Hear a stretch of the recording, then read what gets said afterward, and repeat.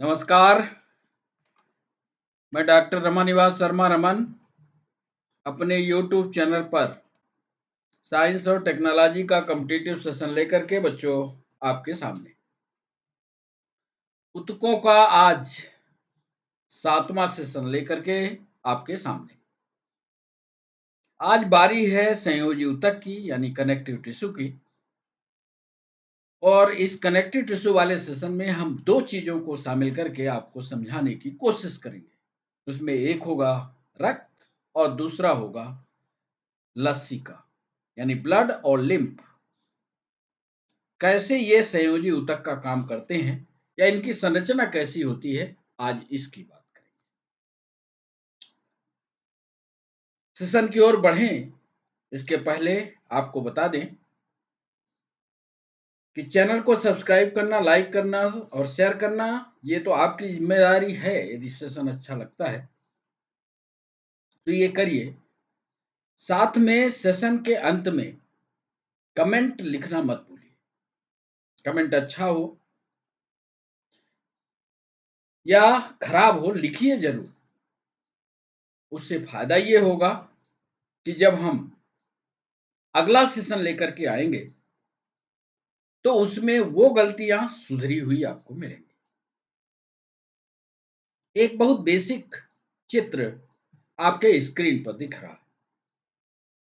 एक तरफ इस चित्र में आप देख रहे हो लाल कलर है और एक तरफ नीला। ये तो आप सामान्य रूप से जानते हो कि लाल कलर या लाल रंग धमनी की पहचान है, आर्टरी की पहचान है, और नीला सिरा की यानी वेन की पहचान है। एक हरा कलर भी दिख रहा है और ये हरा कलर कहां से आया, कैसे आया, इसका डिस्कशन तो हम आगे करेंगे। यहां पर यह समझना जो हरा कलर आया है यही लिम्फ है, यही लसिका है। और इसी सिस्टम की आज विस्तार से बात करेंगे कॉम्पिटिटिव सेशन में। नीट की परीक्षा हो, पीएनएसटी की परीक्षा हो, पीएससी, यूपीएससी, एसएससी, किसी की परीक्षा हो, एग्जामिनर जो है उन कठिन सवालों को निकालता है और उन कठिन सवालों को पूछता है। लगातार आप हमारे साथ सेशन में बने रहें और आइए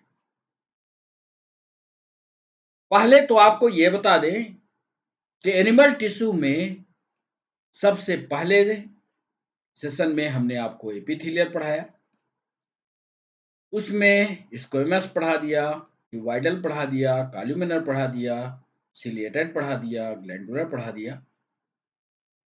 फिर उसके बाद हम सेशन लेकर के मस्कुलर का आए। मस्कुलर में ये तीनों पढ़ा दिया और फिर उसके बाद तंत्रिका ऊतक लेकर के आए, तंत्रिकाओं के बारे में पढ़ा दिया। और अब जो सबसे महत्वपूर्ण है उसकी बारी है। इस महत्वपूर्ण ऊतक को हम 4 सेशन में आपको पढ़ाने के या 3 सेशन में इसको कवर करने की कोशिश करेंगे।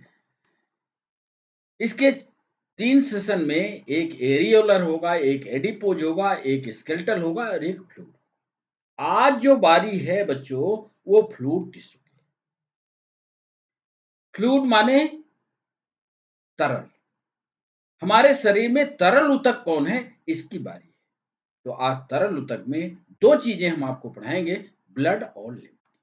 इसमें कैसे कॉम्पिटिटिव सवाल बनते हैं इसकी विस्तार से जानकारी देंगे, कैसे सवाल बनते हैं इसको समझाएंगे। तो आइए सबसे पहले ब्लड की ओर चलते हैं। ब्लड की ओर चलें उसके पहले कनेक्टिव टिश्यू होता क्या है इसकी परिभाषा आपको बता दें। ऐसा ऊतक जो सपोर्ट दे, जो सुरक्षा दे, जो संरचना दे और ऊतकों को या और अंगों को, वही संयोजी ऊतक है। ध्यान से सवाल परिभाषा को सुनना। Tissue that supports, that protect, that gives a structure to other tissues and organ in the body। शरीर के अन्य अंगों को सपोर्ट करना, सुरक्षा देना और उनको संरचना प्रदान करना, ये जिम्मेदारी किसकी होती है? संयोजी ऊतक की। जो हिंदी वाले बच्चे हैं, इसको आप अपनी भाषा में लिख लो। कोई जरूरी नहीं कि आप किताब की भाषा लिखो।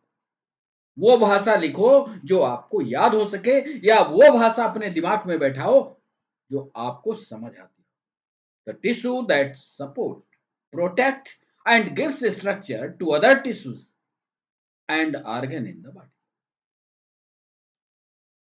आज इन दोनों की बात नहीं करेंगे, क्योंकि ये जो ऊतक आप देख रहे हो, चाहे ये वाला हो और चाहे ये वाला हो, ये ठोस ऊतक की बात है। आज हम बारी है तरल ऊतक की, जिसमें ब्लड और लिम्फ की बात करेंगे। तो चलते हैं ब्लड या फ्लूइड ऊतक की।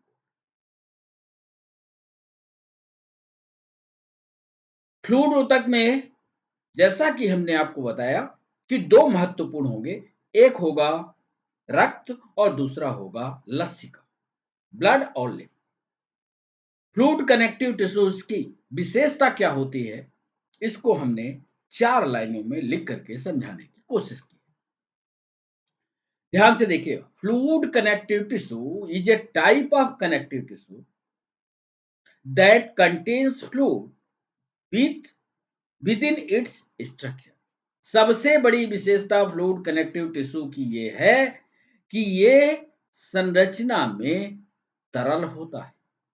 कोई नई बात नहीं, कोई कठिन अंग्रेजी नहीं है, सामान्य अंग्रेजी है कि fluid connective tissue is a type of connective tissue that contains fluid within its structure. In this tissue, the cells are not attached to the each other. अब कोई चीज तरल है तो उसमें जो कोशिकाएं होंगी एक दूसरे से जुड़ी नहीं होंगी। ध्यान से समझिएगा, कोई चीज तरल पदार्थ है तो उसके जो कण होंगे वो आपस में जुड़े नहीं होंगे, क्योंकि ये एक दूसरे के ऊपर तैर रहे होंगे। यदि हड्डी होती तो हड्डी आपस में जुड़ी होती, मसल्स होती तो आपस में जुड़ी होती, इपिथेलियल टिश्यू होता तो आपस में जुड़ा होता। तरल की विशेषता यह है कि इसकी कोशिकाएं एक दूसरे से आपस में जुड़ी नहीं होती। They have they don't have outer hard part, इनके ऊपर कोई ठोस बाहरी रचना भी नहीं होती। और इसी बात को ध्यान में रखते हुए नीट ने सवाल पूछा। नीट ने पूछा कि जब ये तरल ऊतक है, हमारी बात को ध्यान से समझ करके जवाब करने की कोशिश करना, जब ये तरल ऊतक है तो ऊतक का काम तो है कि एक दूसरे को जोड़ना। जब इसकी कोशिकाएं सबकी सब फैली हुई हैं तो जुड़ कहां रही हैं? तो इनको जोड़ने के लिए एक विशेष प्रकार के फाइबर की, एक विशेष प्रकार के तंतु की जरूरत होती है। और वो तंतु क्या कहलाता है, किसका बना होता है, ये सवाल नीट ने पूछा। उसी लाइन को हमने आगे लिखा।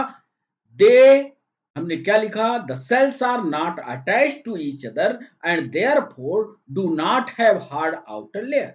Instead they are held together by collagen fibre.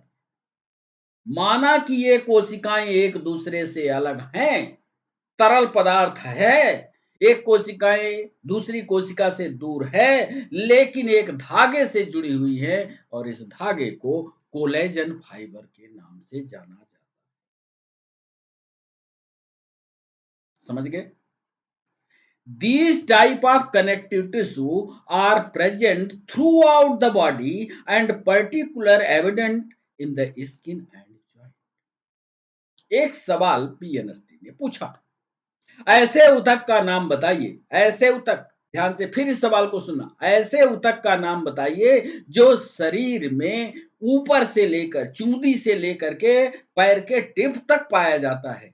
वो कौन सा ऊतक होगा? उसमें लिखा था एपिथेलियल, मस्कुलर, कनेक्टिव, नर्वस। आपको जवाब देना था दैट इज कनेक्टिव टिश्यू या संयोजी ऊतक है। वही लाइन हमने लिखी, ऐसा ऊतक है जो थ्रू आउट द बॉडी है, पूरे शरीर में फैला होता है। मुख्य रूप से यदि आपसे सवाल पूछता है, यूपीएससी ने यह सवाल पूछा कि मुख्य रूप से माना कि ये शरीर में सभी हिस्सों में पाया जाता है, लेकिन ये बताइए कि शरीर के किन मुख्य भागों में पाया जाता है? तो आप ये याद रखिएगा कि ये त्वचा में और शरीर में जितने जॉइंट होते हैं, जितने जोड़ होते हैं, वहाँ पर पाया जाता है। समझ गए? 3 सवालों को इन 4 लाइनों में हमने आपको समझाया। याद कर लीजिएगा। जब हम इस पर ऑब्जेक्टिव आपसे पूछेंगे तो भूल मत जाइएगा, ऑब्जेक्टिव यहीं से निकालेंगे। Cells move through a liquid extracellular matrix. ये ब्लड की संरचना में मैट्रिक्स होता है। इसमें कोशिकाएं जो हैं घूमती हैं। All the elements found in the blood are derived from hematopoietic stem cells found in the bone marrow। ये तो आप जानते हो कि आरबीसी का निर्माण कहाँ होता है, डब्ल्यूबीसी का निर्माण कहाँ होता है, ये सभी बच्चे जानते हैं। अक्सर ये उत्तर उनको पता होता है कि रेड बोन मैरो से आरबीसी का निर्माण, व्हाइट बोन मैरो से डब्ल्यूबीसी का निर्माण होता है। इरिथ्रोसाइट यानी RBC transport oxygen and small amount of carbon dioxide. एक बात ये भी नोट कर लो, अक्सर ये बच्चे जानते हैं कि जो हमारे शरीर में हीमोग्लोबिन होता है, वो ऑक्सी हीमोग्लोबिन के रूप में हमारे शरीर में ऑक्सीजन की सप्लाई करता है। इतना तो जानते हैं। लेकिन क्या बच्चों ये आप जानते हो कि कार्बन डाइऑक्साइड की सप्लाई भी या शरीर से बाहर निकालने की प्रक्रिया भी हीमोग्लोबिन करता है? आज से ये जानो कि कार्बन डाइऑक्साइड को भी हमारे शरीर से बाहर निकालने की जिम्मेदारी भी हीमोग्लोबिन की है। लेकिन कम से कम। उसके अलावा और बहुत सारे रास्ते हैं कार्बन डाइऑक्साइड निकालने के। कम मात्रा में कार्बन डाइऑक्साइड और ज्यादा मात्रा में ऑक्सीजन निकल ले जाता है और कम मात्रा में कार्बन डाइऑक्साइड को बाहर निकालता है। अब इतना जानने के बाद एक ब्लड की संरचना का चित्र आपको दिखाते हैं।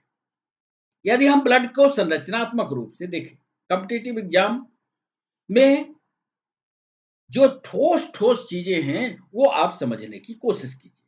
ब्लड का यदि हम स्ट्रक्चर देखते हैं तो एक ज्यादा मात्रा में भरा हुआ एक तरल जिसको हम प्लाज्मा कहते हैं।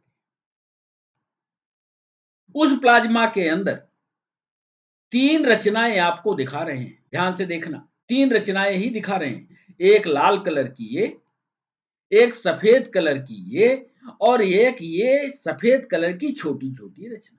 3 रचनाएं दिखा रहे हैं। तीनों रचनाएं ही महत्वपूर्ण है, यहीं से ऑब्जेक्टिव बनते हैं।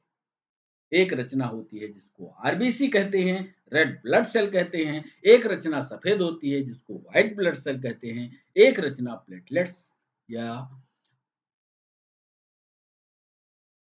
रक्ताणु इसको कहते हैं, हिंदी में प्लेटलेट्स कहलाते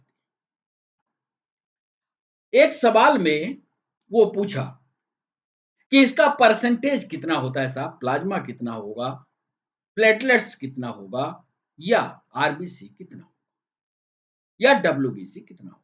इसको ध्यान में रखते हुए हमने एक और चित्र बना दिया और उस चित्र को बना करके आपको याद कराने का तरीका भी सुझाया। देखिए, प्लाज्मा करीब करीब 55% है। देख लो, ये पूरी यदि पाइप होती तो 55%, 50% यहां से होता, 5% और जोड़ लो, 55% प्लाज्मा। इसी प्लाज्मा के अंदर प्लेटलेट्स की संख्या 0.01% होती है। परसेंट याद रखना, 0.01। आरबीसी की संख्या 41% होती है और डब्ल्यूबीसी की संख्या 4%। इस 4% डब्ल्यूबीसी की रचना में 4 प्रकार की, 1 2 3 4 5 प्रकार की डब्ल्यूबीसी भी उपस्थित होती हैं, जिनको क्रमशः लिम्फोसाइट, बेसोफिल, इयोसिनोफिल, मोनोसाइट और न्यूट्रोफिल कहते हैं। ये सभी बच्चे जानते हैं, पढ़ चुके हैं। कई बार हमने अनअकैडमी पर भी पढ़ाया है, ऑफलाइन भी बताया है और यूट्यूब पर भी इस पर लेक्चर दिया। आइए एक चलता फिरता डायग्राम आपके लिए, जिसमें आप एक पाइपलाइन में, एक धमनी में ब्लड के परिवहन को देख रहे हैं। देखिए, इस परिवहन में आपको ये तो समझ आ रहा है कि ये जो आप पाइपलाइन देख रहे हो, ये कोई न कोई धमनी होगी, ये वाली कोई न कोई धमनी होगी, और इस धमनी में एओर्टा होगा। इस एओर्टा में ब्लड की सप्लाई शुरू है, हार्ट ने फेंक दिया। जब ये ब्लड चला तो क्या-क्या दिख रहा है? ध्यान से देखो। आरबीसी दिख रही है, लाल वाली। सफेद-सफेद जो गोलाकार दिख रही है वो डब्ल्यूबीसी है, और जो छोटे-छोटे दिख रहे हैं वो प्लेटलेट्स, है ना? हमने लिखा red blood sales carry oxygen, ठीक? आरबीसी का काम होता है ऑक्सीजन का परिवहन। व्हाइट ब्लड सेल्स या इनका दूसरा नाम ल्यूकोसाइट होता है, ये वार्ड ऑफ इन्फेक्शन हमें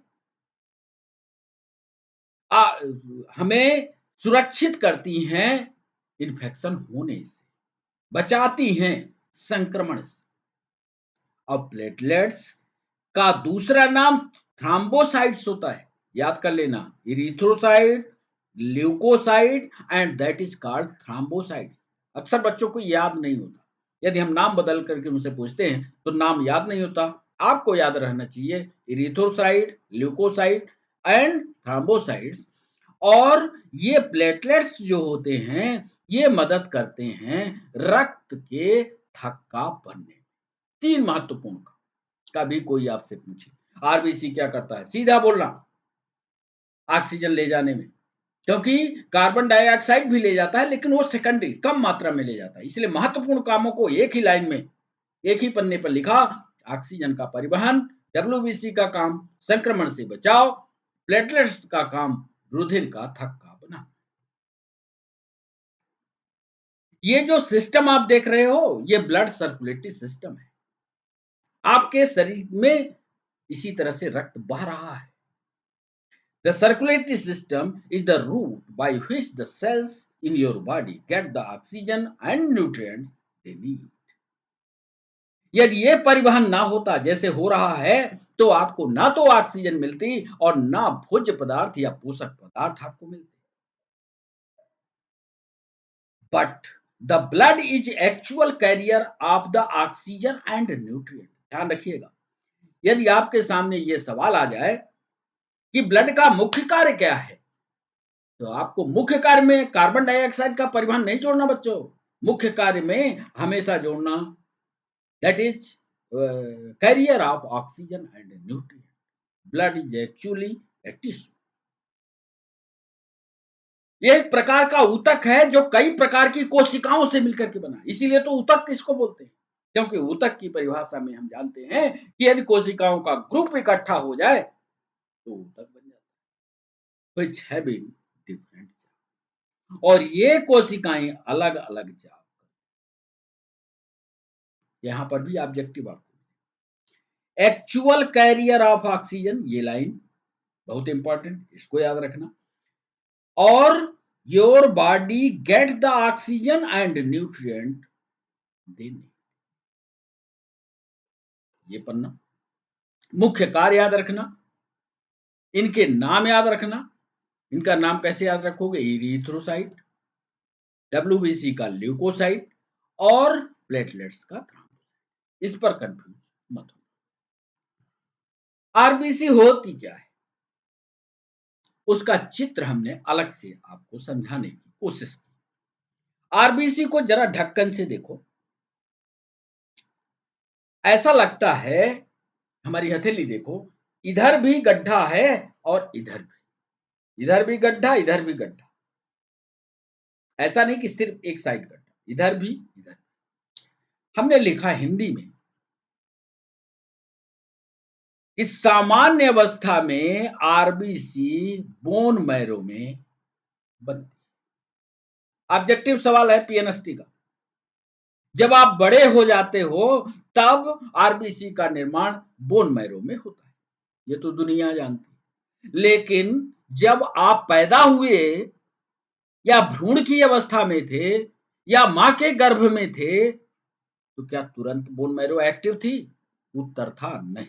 उस समय कौन बना रहा था? याद रखना, उस समय लीवर सक्रिय था, यकृत सक्रिय था और लीवर में। ये ऑब्जेक्टिव।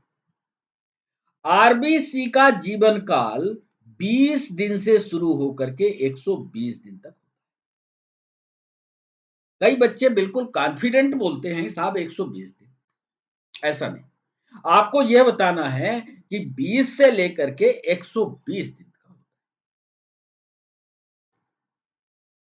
तो जब 120 दिन हो जाता होगा तो मृत्यु होती होगी, डेड होते होंगे, तो इनकी मृत्यु यकृत में होती है। यकृत को आरबीसी का कब्रगाह कहा जाता है। सारी बातें लिख दी है, जितने ऑब्जेक्टिव आते हैं, चाहे वो एमपीएसआई की परीक्षा के हो, पीएनएसटी के हो, नीट के हो, सब लिख दिया। आरबीसी का कब्र कहा जाता है। आरबीसी में हीमोग्लोबिन पाया जाता है, ये विशेषता है। देख लो, ये जो लाल कलर में देख रहे हो ना, लाल लाल क्या, गुलाबी, लाल तो आरबीसी हो गई। ये जो गुलाबी कलर में देख रहे हो, ये सब का सब आयरन का एक कंपाउंड या आयरन का एक पिगमेंट जिसे हीम कहते हैं, वो पाया जाता है। ये भी ऑब्जेक्टिव। आरबीसी में ही हीमोग्लोबिन पाया जाता है, जिसमें लौह युक्त पिगमेंट हीम होता है। इसके कारण रक्त का रंग। दूसरा बहुत महत्वपूर्ण पॉइंट, इसमें 3-4 ऑब्जेक्टिव आपको मिल रहे हैं। आरबीसी का जीवन काल 20 से शुरू होता है, 120 दिन का होता है। 120 दिन के बाद कोशिका मरेगी, मरती लीवर में है, इसीलिए लीवर को इसका कब्रगाह कहा जाता है। आरबीसी में हीमोग्लोबिन पाया जाता है, जिसमें लौह युक्त एक रचना होती है, जिसको हीम कहते हैं। इसके कारण रक्त का रंग या ब्लड का कलर लाल। इस हीम में जो आयरन युक्त यौगिक होता है, वो हिमैटिन कहलाता है। ये नीट का सवाल है। हीम में जो आयरन युक्त कंपाउंड, पिगमेंट हो गया हीम, अब इसमें एक कंपाउंड होगा, एक यौगिक होगा। अब उसने इस प्रश्न में खोदा खोदी कर दी, उसने और सवाल को कठिन करते हुए पूछ लिया कि हीम में कौन सा कंपाउंड होता है। याद रखना, हिमैटिन। आरबीसी शरीर की सभी कोशिकाओं में ऑक्सीजन पहुंचाने तथा वहां से कार्बन डाइऑक्साइड निकालने का कार्य। ठीक है। हीमोग्लोबिन की अल्प मात्रा रहने पर रक्त क्षीणता या एनीमिया रोग हो जाता है। हमारे एक यूट्यूब लर्नर ने एक दिन हमसे सवाल पूछा कि सर, एनीमिया रोग है कि नहीं? हमने उसको कहा उस दिन कि नहीं है, लेकिन काफी अध्ययन के बाद हमने तय किया कि एनीमिया भी एक रोग। उस यूट्यूब लर्नर का नाम राकेश प्रजापति है। उसने पूछा था, उसने कई किताबों कई स्क्रीनशॉट हमारे पास भेजे थे और उसने कहा सर, एनीमिया रोग होता है। आज हम आपको बता रहे हैं कि हीमोग्लोबिन की जब कम मात्रा होती है, हीमोग्लोबिन की जब कम मात्रा होती है, तो उसको रक्त क्षीणता नामक रोग हो जाता है। ये रोग है, ये डिजीज है, और इस डिजीज का उपाय फिर डॉक्टर करता है, डिजीज के अनुसार दवाई लिखता है। तो यदि वो हमारे लाइव क्लास में राकेश है, तो ये मान ले कि रक्त क्षीणता हीमोग्लोबिन की कमी के कारण होता है, और यह रोग होता है। रोग उसे कहते हैं जिसका उपचार हो। समझ गए? निद्रा की स्थिति में एक सवाल ये भी पूछा गया, यूपीएससी का सवाल। निद्रा की स्थिति में आरबीसी 5% की कमी है। जब हम सो रहे होते हैं और रिलैक्स हो गए, हम कोई काम नहीं कर रहे, तो एक नॉर्मल सांस हमारे अंदर चलती है। जब नॉर्मल सांस चलती है तो 5% की आरबीसी में घटती हो जाती है। 5% आरबीसी कम हो जाते हैं। कुल मिलाकर के हीमोग्लोबिन 5% कम हो जाता है, या कुल मिलाकर ये कह दें कि ऑक्सीजन सामान्य काम करते हुए अवस्था में ऑक्सीजन 5% हमारे शरीर में कम घुसती है। तथा यदि मान लो जहां से आप बैठे हो वहां से 4200 मीटर की ऊंचाई पर चले जाओ तो वहां ऑक्सीजन की मात्रा घट जाएगी, और जब घट जाएगी उस समय शरीर को ऑक्सीजन की जरूरत होगी, तो आरबीसी की मात्रा 30% बढ़ जाती। ये था नीट का सवाल। उसने पूछा था कि यदि आपको 4200 मीटर ऊपर रख दिया जाए तो आरबीसी की मात्रा में वृद्धि होगी, आरबीसी की मात्रा में रिडक्शन होगा, आरबीसी की मात्रा में यदि वृद्धि होती है तो कितने परसेंट की होगी। ऐसे करके कई सालों में टुकड़े टुकड़े करके सवाल उसने पूछे। ये लाइन याद रखिएगा कि निद्रा की स्थिति में या जब हम सो रहे हैं तो आरबीसी में 5% की कमी आती है, तो 42 मीटर की ऊंचाई में 30% की वृद्धि। लाल रक्त कण गोलाकार केंद्र रहित तथा हीमोग्लोबिन युक्त। एक चीज और बता दें, इसको तो आप पढ़ते हो, किताबों में पढ़ा है, लेकिन एक नई चीज जो आज हम आपको बताने वाले हैं कि मनुष्य की जो आरबीसी होती है उसमें नाभिक नहीं होता। आपने कई बार ये पढ़ा होगा, सुना भी होगा। नीट ने सवाल पूछा कि आरबीसी में नाभिक नहीं होता। एनटीए ने कहा हम जानते हैं। इसके अलावा निम्न में से कौन सा आर्गन और नहीं होता? 4-5 कोशिकांगों के नाम दिए। क्या आपको पता है कि नाभिक के अलावा और कौन सा ऐसा कोशिकांग है, या कौन से ऐसे और कोशिकांग हैं जो आरबीसी में नहीं पाए जाते? है आपके पास जवाब? यदि आपके पास जवाब हो तो कमेंट सेक्शन का उपयोग कीजिए, लिखिए। नहीं तो हमने हाथ से लिख दिया है, जो जरूरी है, जो सवाल में अक्सर लड़कियां पूछती हैं, साहब हीमोग्लोबिन का परसेंटेज कितना होना चाहिए? डॉक्टर उनको बताता है कि 13.5 से लेकर के 14 ग्राम होना चाहिए। ग्राम में बताता है। ये कैसे निकालते हैं? जो एमएससी कर रहे हैं बच्चे, उसमें इसके काउंट की प्रोसेस है। बीएससी में तो शायद नहीं है। जो एमएससी कर रहे होंगे उनको पता होगा। 100 सीसी ब्लड लेते हैं और एक चौकोर खाने में डाल देते हैं, वहां से गिनते हैं।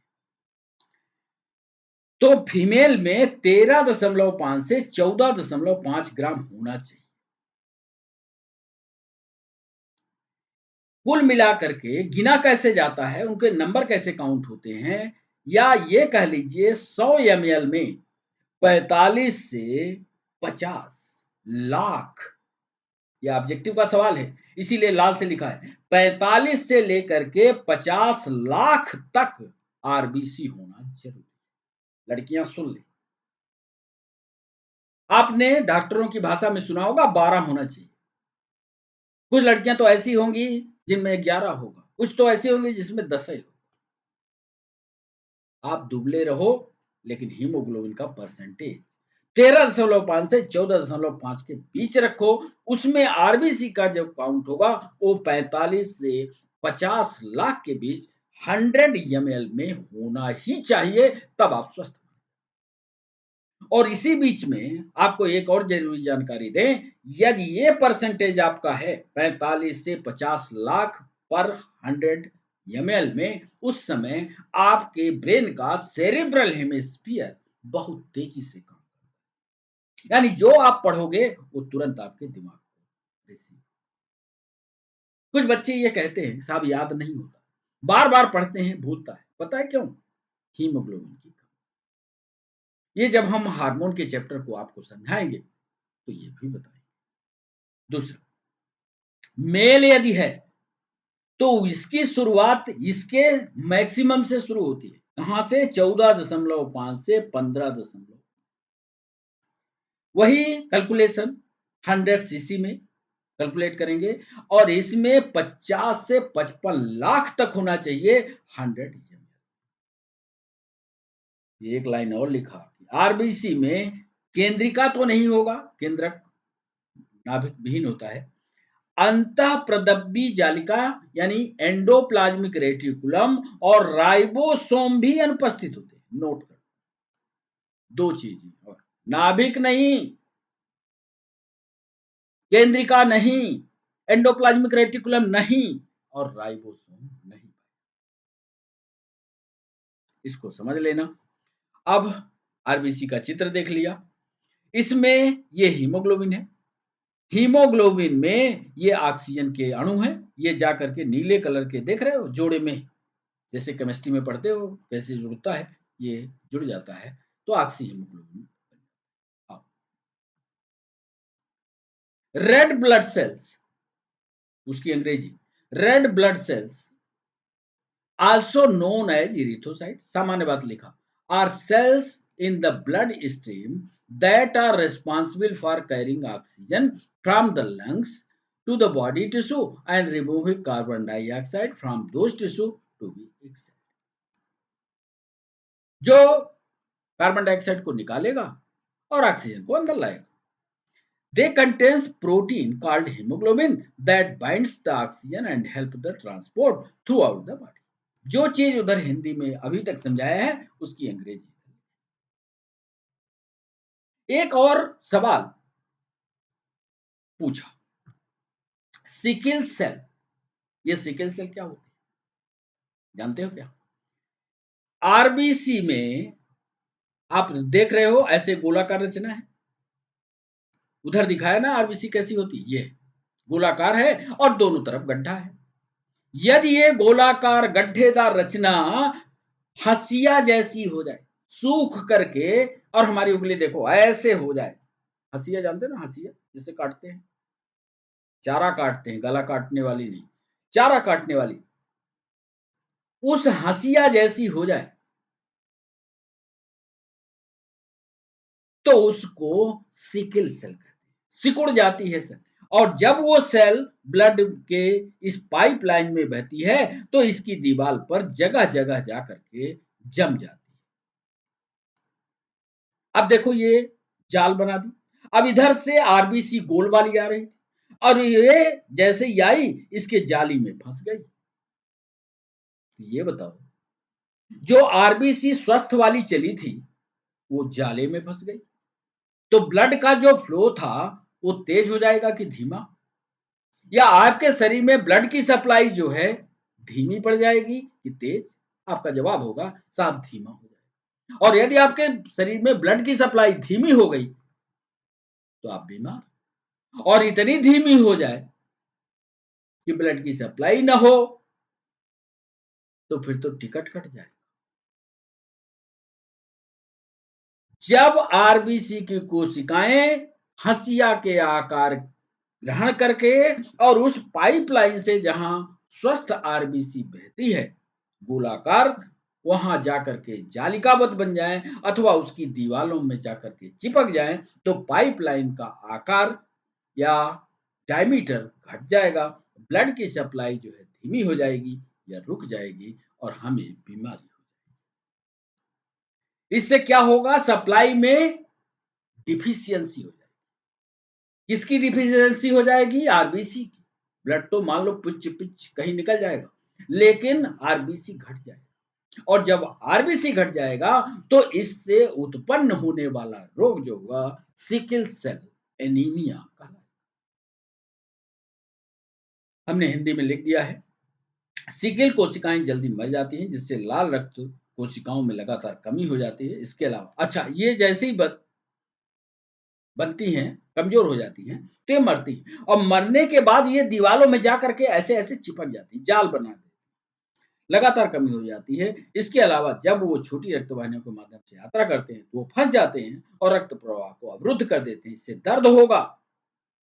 कुछ लोग कहते हैं ना साहब पूरे शरीर में दर्द, हमारे पास ऐसे लोग आते हैं जो बताते हैं कि साहब पूरे शरीर में दर्द, हम उनको बताते हैं कि इसमें खून की कमी है, और जब हम उसको टेस्ट के लिए भेजते हैं तो खून का परसेंटेज ले आएंगे 8, 6, 7।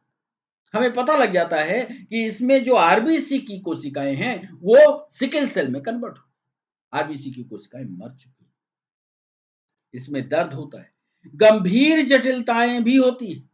गंभीर जटिलताओं का विस्तार से हम जब ह्यूमन डिजीज आपको पढ़ाएंगे तब पढ़ाएंगे। संक्रमण हो जाएगा, पता है जो आदमी कमजोर होता है उसको तरह तरह के रोग, थोड़ा सा मौसम चेंज हुआ खट से छींकना शुरू, चेस्ट सिंड्रोम हो जाता है। 24 घंटे वो सीने पर हाथ रखता है, थोड़ा दर्द किया, यहाँ चिलक उठा, यहाँ दर्द हुआ, ऐसे दर्द हुआ ये। और कभी कभी तो सिकल सेल एनीमिया के कारण स्ट्रोक भी आते हैं और राम नाम सत्य। अब बात कर लेते हैं डब्ल्यूबीसी। डब्ल्यूबीसी क्या होता है? व्हाइट ब्लड सेल है, इसका निर्माण भी वही, साथ में लिम्फ नोड में भी होता है। अब लिम्फ नोड कैसे बनी होगी ये तो आप अर्थ लगाओगे, क्योंकि ये वाले चित्र में हमने आपको दिखाया था, ये वाले चित्र में कि ये एक सिरा हो गई, ये धमनी हो गई, यहां जो हरी हरी रचनाएं हैं ये लिम्फ, और लिम्फ जहां जहां जुड़ जाएंगी, ये देख रहे हो, ये गठान जहां जहां बन जाएगी इसी को लिम्फ नोड कहते हैं। अभी लिम्फ पर जब आएंगे तो विस्तार से आपको समझाएंगे।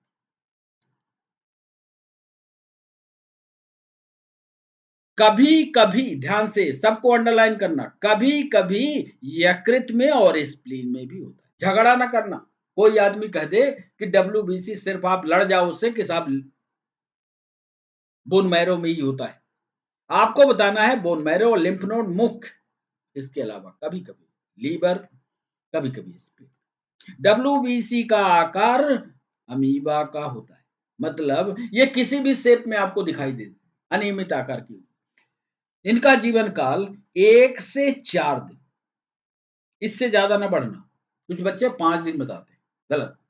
1 से शुरू करना, 4 दिन तक रखना। और ये जब मरती है तो ब्लड में ही मरी रह जाती है। 1 से 4 मतलब ये रोज जन्म लेगी, रोज मरेगी और रोज आपके ब्लड में ही रहेगी। ध्यान रखना, थोड़ा गंभीरता से सवाल को समझना। वो तो मर करके कब्रगाह में गई थी डब्ल्यू आरबीसी, ये आपके ब्लड में ही मरेगी, ब्लड में ही रहेगी। कैसे, आगे समझाते हैं। डब्ल्यूबीसी में केंद्रक पाया जाता है।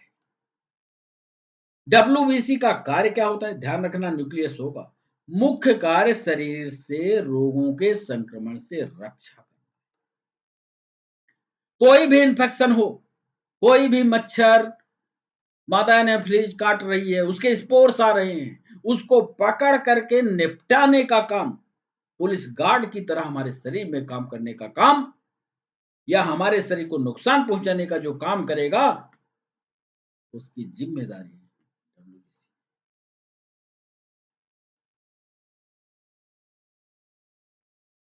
आरबीसी और डब्ल्यूबीसी, नीट ने सवाल पूछा, पीएनएसटी ने भी पूछा, एमपीएसआई ने भी पूछा कि आरबीसी डब्ल्यूबीसी का ब्लड में अनुपात क्या होता है। जरा ध्यान से पढ़ लेना। 600 आरबीसी होंगी तो 600 आरबीसी के साथ एक डब्ल्यूबीसी, यानी 600:1, इतनी कम होती। डब्ल्यूबीसी की मात्रा 600 गुना ज्यादा होती है आरबीसी, और डब्ल्यूबीसी 600 गुना कम। अब जरा चित्र पर आओ, जिधर आपको याद होगा हमने नाम गिनाए थे ना, इधर कौन कौन से, इधर कहीं गिनाए थे।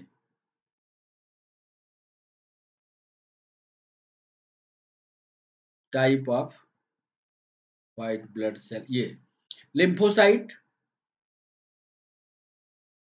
ये वाले लिम्फोसाइट, बेसोफिल, ये इसी के चित्र भी इधर बना दिया। ये देखो मोनोसाइट, अभी सिर्फ चित्र देखो। इस्नोफिल, ये देखो। बेसोफिल, ये देखो। लिम्फोसाइट, ये देखो। न्यूट्रोफिल, ये। अभी सिर्फ संरचनात्मक रूप से देख लो। अब आओ, ये मूव कैसे करती हैं? ये 600:1 का मूवमेंट देखो, 600 आरबीसी दौड़ रही हैं और उनके साथ 1 के अनुपात में डब्ल्यूबीसी दौड़ रही है। ये रनिंग वीडियो देखो। WBC are also called leukocyte. सबसे बड़ी चीज ये याद रखना, इसको ल्यूकोसाइट भी कहा जाता है। क्यों? आपको याद करो, क्लोरोप्लास्ट में जो जड़ में क्लोरोप्लास्ट पाया जाता है, जड़ में भी होता है, जानते हो ना? जो जड़ में क्लोरोप्लास्ट होता है उसको ल्यूकोप्लास्ट कहते हैं। ल्यूकोप्लास्ट मतलब रंगहीन क्लोरोप्लास्ट। क्लोरोप्लास्ट, क्रोमोप्लास्ट और ल्यूकोप्लास्ट। ल्यूकोप्लास्ट जड़ में या रंगहीन जगह पर पाया जाता है। क्योंकि इनका कोई रंग नहीं होता, सफेद दिखा जाए, कोई रंग नहीं होता, इसलिए इनको ल्यूकोसाइट कहते हैं। आज से हम नहीं भूलोगे कि डब्ल्यूबीसी का दूसरा नाम ल्यूकोसाइट। ये कौन कौन सा काम करते हैं? They protect body against allergy and parasitic infection. इनकी मुख्य काम है कि ये हमारे शरीर की रक्षा, किसी भी इन्फेक्शन से, किसी भी एलर्जी से हमारे शरीर की रक्षा। आप एलर्जी किससे होगी? धूल से होगी। कुछ लोगों को, कोई बीड़ी पीता रहता है और फुफकार देता है धुआं, तो कुछ को उसके धुएं से इन्फेक्शन मतलब एलर्जी होती है। तो उस धुएं से बचाने के लिए, जिससे आपको एलर्जी हुई, वो जिम्मेदारी डब्ल्यूबीसी की। दे सेक्रेट एंड ट्रांसपोर्ट। बहुत इंपॉर्टेंट बात यहां दूसरे पर लिखा, ये हिपैरिन नामक, they secrete and transport heparin, heparin बनाते हैं और हिस्टामिन एंड सीरोटोनिन हार्मोन। ये हिस्टामिन और सीरोटोनिन हार्मोन का निर्माण करते हैं, सिक्रीट करते हैं। दो चीजें अंडरलाइन करना, और हिपैरिन प्रोटीन का परिवहन करते हैं। अब इस पर अभी विस्तार से नहीं ले जाते हैं, बाद में ले चलेंगे।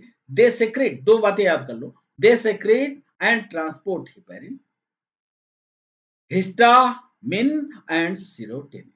दे आर फेगोसाइटिक इन नेचर। ये खा लेती है किसी को। फैगोसाइटोसिस की क्या करती है? खाने के काम करती है। Therefore destroy bacteria and virus by phagocytosis. ये क्या करती हैं कि कोई वायरस या बैक्टीरिया आता है तो वो अपने शरीर के अंदर उसको घुसेड़ लेती है, डाइजेस्ट कर लेती हैं, उससे एनर्जी ले लेती है। डाइजेशन उस वायरस का, उस बैक्टीरिया मार करके छोड़ नहीं देती। कैसे मारती हैं?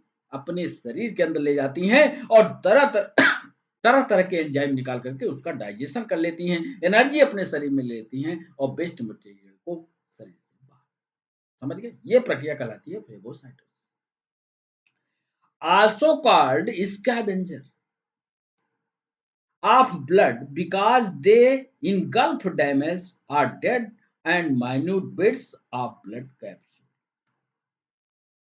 ये सफाई कामगार भी ये क्या करते हैं?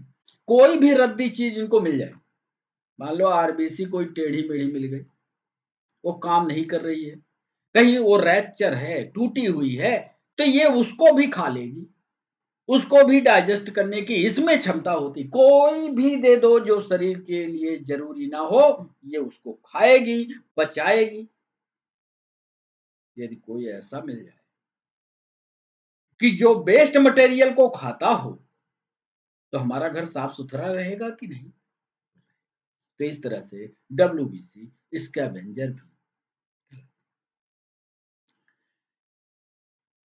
The lifespan of WBC around 12 to 20 years, after which they are destroyed in the lymphatic system। और इनका जो अंतिम संस्कार है, ये लसीका तंत्र में होता है। अभी हम लसीका तंत्र को आपको पढ़ाएंगे। ये तो खुद दूसरे को खा लेती हैं, वेस्ट मटेरियल बाहर करती हैं, यानी वेस्ट को खाती हैं और उसको डाइजेस्ट कर लेती हैं। लेकिन इनका अंतिम संस्कार कहां होगा, ये सवाल पीएनएसटी ने पूछा। तो डब्ल्यूबीसी का अंतिम संस्कार लसिका तंत्र या लिम्फेटिक सिस्टम। ये देखो, ये पूरे शरीर में ब्लड सप्लाई के साथ घूमती रहती है। ये तलाश में रहती हैं कि कौन सा एक्स्ट्रा वायरस, बैक्टीरिया या बिना मतलब का कोई सामान हमारे ब्लड की सप्लाई में तो नहीं आया। ये पुलिस घूम रही है, देख रहे हो? ये आम जनता है। ये इतना सतर्क होता है हमारा शरीर। अब ये कैसे खा रही है, एक डायग्राम आपके लिए ये भी ध्यान से देखिए। अभी दिखाते हैं फैगोसाइटोसिस कैसे प्रक्रिया होती है। बैक्टीरिया घुस जाए या आरबीसी का आकार बदल जाए तो ये रिजेक्ट कर देती है। आरबीसी को कहती है अपने आकार में रहो, यदि आकार तुमने बिगाड़ा तो हम रिजेक्ट कर देंगे तुमको और इस वातावरण में रहने नहीं देंगे। जरा डब्ल्यूबीसी को ध्यान से देखो, यहां पहुंचो इस चित्र पर जहां हमारा कर्सर घूम रहा है। ये देखो, ये घूम रही है, ये डब्ल्यूबीसी है। ये डब्ल्यूबीसी कैसे बैक्टीरिया के पीछे दौड़ रही, ध्यान से देखो, ध्यान से देखो, और इस बैक्टीरिया को अपने शरीर के अंदर पचा ले। ये देखो, ये देखा, कोई भी अननेसेसरी चीज जाएगी, ये डब्ल्यूबीसी बड़ा आकार, अनियमित आकार, टेढ़ा मेढ़ा आकार बना करके आक्रामक रूप से उसको अपने शरीर के अंदर। This process is known as phagocytosis. अब आइए व्हाइट ब्लड सेल्स को सामान्य रूप से दो भागों में बांटकर पढ़ते हैं। एक को कहते हैं कणिका युक्त और एक को कहते हैं बिना कणिका वाली यानी चिकनी। वही लिखा है ग्रेनुलोसाइट, एक ग्रेनुलोसाइट। ग्रेनुलर जो डब्ल्यूबीसी होती हैं वो तीन तरह की होती हैं, ईओसिनो, बेसो और न्यूट्रो। इनको याद करना पड़ेगा। इनमें कणिकाकार जो होती हैं वो तीन होती हैं, ईओसिनोफिल, बेसोफिल और न्यूट्रोफिल। और जबकि बिना कणिका के सिर्फ दो होती हैं, एक को कहते हैं लिम्फोसाइट, एक को कहते हैं मोनोसाइट। याद हुआ? ग्रेनुलोसाइट जो होती हैं ईओसिनोफिल, बेसोफिल और न्यूट्रोफिल होती हैं। एक ग्रेनुलोसाइट जो होती है लिम्फोसाइट और मोनोसाइट। व्हाइट ब्लड सेल कैसे दिखती हैं, कैसे काम करती हैं, ये भी दिखाने का मूवेबल डायग्राम पर हमने दिखाने की कोशिश की। देखिए, इसको देखिए, neutrophil first to respond to bacteria and virus. अरे वायरस, न्यूट्रोफिल जो होती है उसका सबसे, जैसे मान लो कोई वायरस आ गया, मान लो कोरोना हो गया, कोरोना हो गया तो सबसे पहले जिम्मेदारी से कई प्रकार की डब्ल्यूबीसी, उसमें सबसे पहले न्यूट्रोफिल उसके पास जाए। मतलब ये एसपी है, सॉरी, ये पुलिस के, मान लो पुलिस का प्रशासन तंत्र है तो ये पुलिस वाला है, पहले ये जाएगा। ये उसको समझाने की या जो भी इसकी प्रक्रिया होगी वो करेगा, निपटाने की कोशिश करेगा। एक, मान लो आपको किसी चीज से एलर्जी हो गई तो एलर्जी सिस्टम को कंट्रोल करने के लिए आपके पास ईओसिनोफिल जाएगा।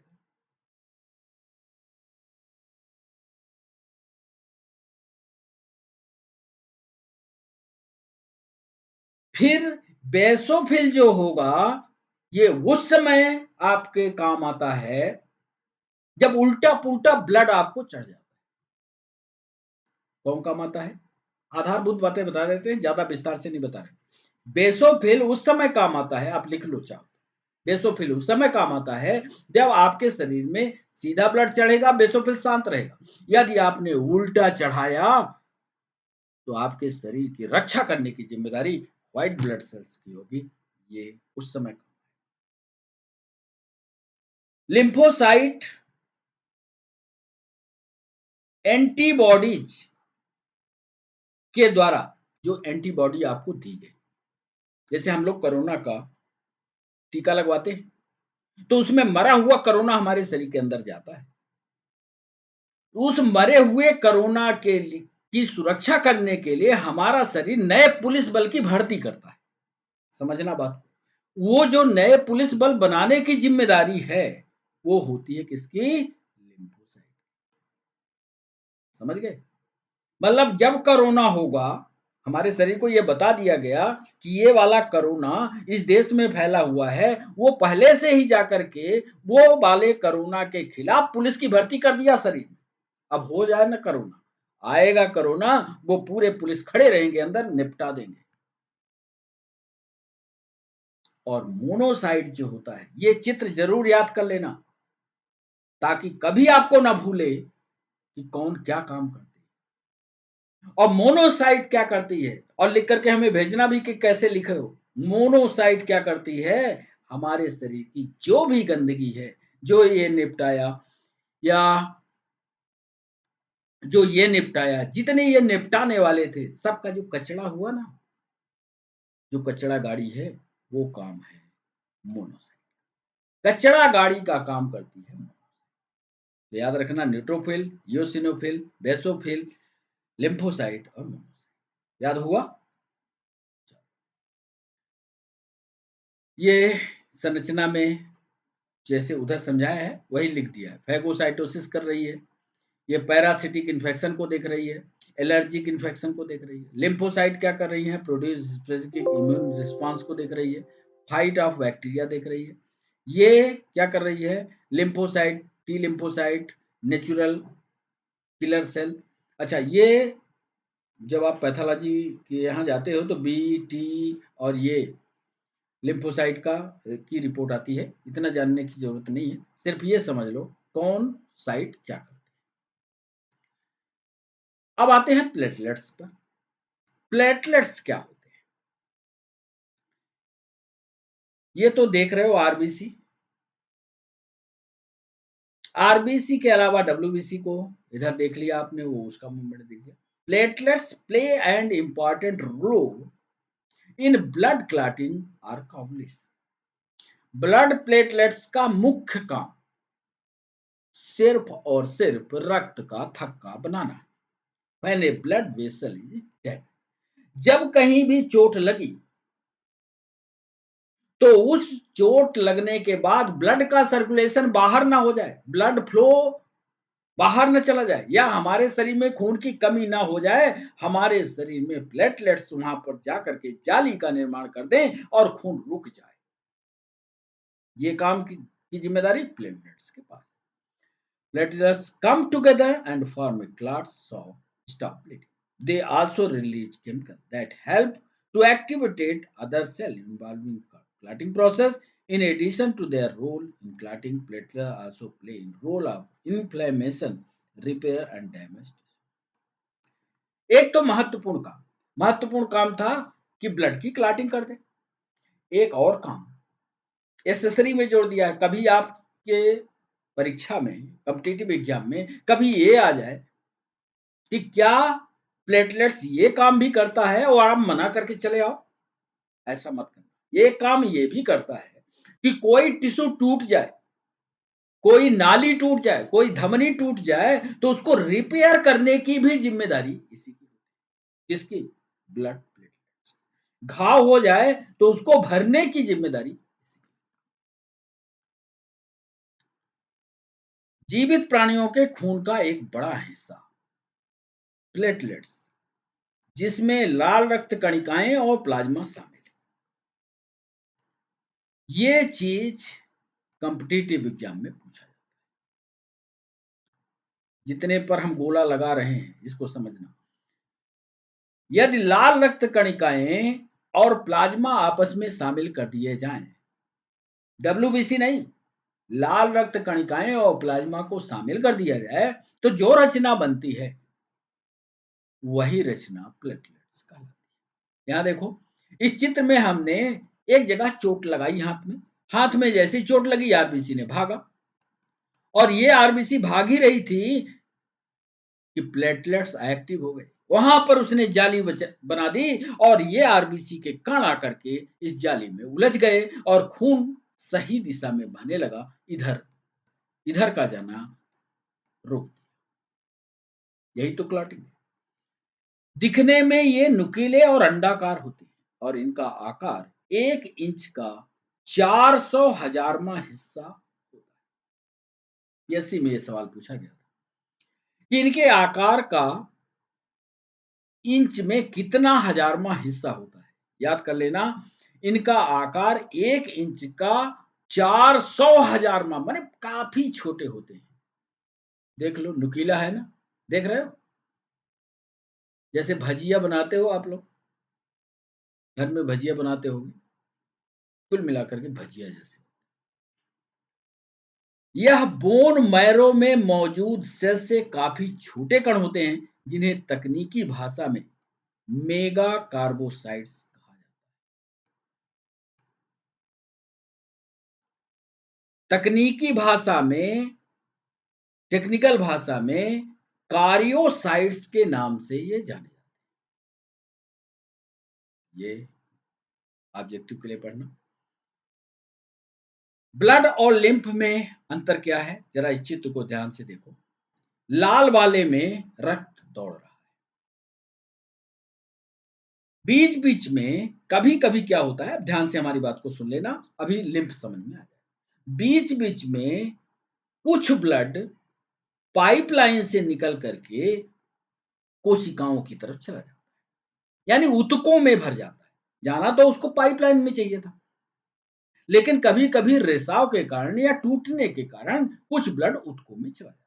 जो ब्लड ऊतक में चला जाता है वही लसीका या लिम्फ कहलाता है। ये ऊतकों के बीच में फैला या बहता रहता है। जब ये बहता है और फैला रहता है तो उस समय उसमें नाली का निर्माण हो जाता है, गठानों का निर्माण हो जाता है, चैम्बर्स का निर्माण हो जाता है। यही लिम्फ नोड्स, लिम्फ टिब्यूल। अब यदि ब्लड और लसीका में अंतर पूछा जाए तो पीएससी ने एक बार यह भी सवाल आंसर राइटिंग में पूछा है। आप देखिए, सामान्यतया, या 12th वाले बच्चे ये जिसका नोट्स बना रहे हैं तो बढ़िया है, ये लिख लें। सामान्यतः लाल कलर का होगा, यह रंग विहीन होता है, इसीलिए देखिए इसको दूसरे कलर से किया। लाल रक्त कणिकाओं से युक्त होता है, इसमें आरबीसी नहीं होती। ध्यान रखना, क्यों आरबीसी नहीं होगी, क्योंकि ऊतकों में अंदर ऑक्सीजन पहुंचाने की जिम्मेदारी, कोशिका टू कोशिका ट्रांसफर करने की जिम्मेदारी ब्लड की है। इसमें आरबीसी नहीं, इसमें प्रोटीन की उच्च मात्रा होगी, ये तो रिजेक्टेड है, अपेक्षाकृत कम होती है। पचित भोजन की मात्रा अपेक्षाकृत इसमें कम होती है। ब्लड में जो एब्जॉर्ब किया, क्योंकि वो सप्लाई लाइन में लगा हुआ है, लेकिन ये ऊतकों के बीच में पहुंच गया है तो आकर के बहुत सारा भोजन वहीं पर रुक जाए। पचित भोजन की मात्रा अपेक्षाकृत अधिक, यहां पर फाइब्रिनोजन अधिक होता है। क्यों? क्योंकि यही ब्लड की क्लॉटिंग को करता है, वहां सप्लाई हो रही है। आप कभी चाकू मारो, यदि ऊपर लगता है तो खून बहुत निकलता है, यदि वही चाकू और गहराई से मार दो, जहां सफेद सफेद नालियां दिखने लगी, जहां वो सफेद वाली नाली दिखती है ना, वही लिम्फ है। वो खून बहने नहीं देता, क्योंकि खून उसके पास है ही नहीं है, बहुत कम मात्रा में। तो हमने लिखा फाइब्रिनोजन अधिक होता है किसमें, जहां पाइपलाइन में सप्लाई है, फाइब्रिनोजन की मात्रा कम, और साथ ही साथ यहाँ ऑक्सीजन की मात्रा अधिक होती है और यहाँ ऑक्सीजन की मात्रा कम। इसी का अंग्रेजी अनुवाद भी कर दिया है। अंग्रेजी में it is colourless fluid that does not contain a RBCs. It is a red colored fluid that contains RBC. It contains plasma, larger number of WBC. सारे पॉइंट वही लिखे हुए हैं जो इधर हिंदी में लिखे हुए हैं। चित्र में समझ लो, ये लाल कलर की सप्लाई हो रही थी, बीच बीच में ब्लड निकला इनसे, तो जाकर के ऊतकों में नहीं लपटा, उसने अलग से नाली बना करके लिम्फ नोड्स या लिम्फ चेम्बर बना करके ये बह रहा है। देख रहे हो, रिसाव वाला ब्लड है, अलग से इसमें हार्ट से सप्लाई नहीं होती। रिसाव वाला ब्लड जो ऊतकों में पहुंच गया। इंटेस्टाइनल फ्लूइड, इसको आप कह लो इंटरस्टिशियल, इंटेस्टाइनल नहीं, इंटरस्टिशियल फ्लूइड, जो ब्लड की मेन सप्लाई से रिस करके आया है, या जो कोशिकाओं के बीच में तरल है, इंटरस्टिशियल फ्लूइड वही कहलाता है लसीका। ये देखिए लिम्फेटिक वेसिल है, ये बहता रहता है। ये भी एक तरह से ब्लड का ही दूसरा रूप है, लेकिन कम सक्रिय होता है, कम ताकतवर होता है, ऑक्सीजन की मात्रा कम होती है, उसको लिम्फ कहा जाता है। इस तरह से बच्चों लिम्फ और ब्लड की पूरी जानकारी आज आपके साथ साझा की, यानी लिक्विड वाला हिस्सा आज पूरा हुआ। अब फ्लूइड वाला पूरा हुआ। अभी 3 संयोजी ऊतक के पार्ट बराबर हैं, पूरे करने हैं, जिसमें एरियोलर आएगा, एडिपोज आएगा, स्केलेटल आएगा। अब अगले वीडियो में हमारी बात आपसे बोन और कार्टिलेज की होगी। तो बच्चों अब सेशन को यहीं रोकना होगा। कैसा लगा सेशन ये जरूर आप हमें कमेंट सेक्शन में बताइएगा। पढ़िएगा जरूर, क्योंकि इसके बाद जब हम एमसीक्यू लाएंगे तो आपको ये ना रह जाए कि हमने ये थ्योरी नहीं पढ़ी थी इसलिए जवाब नहीं बना। तो आज के लिए बस इतना ही। फिर मिलते हैं नए सेशन पर। तब तक के लिए बच्चों बाय बाय, नमस्कार।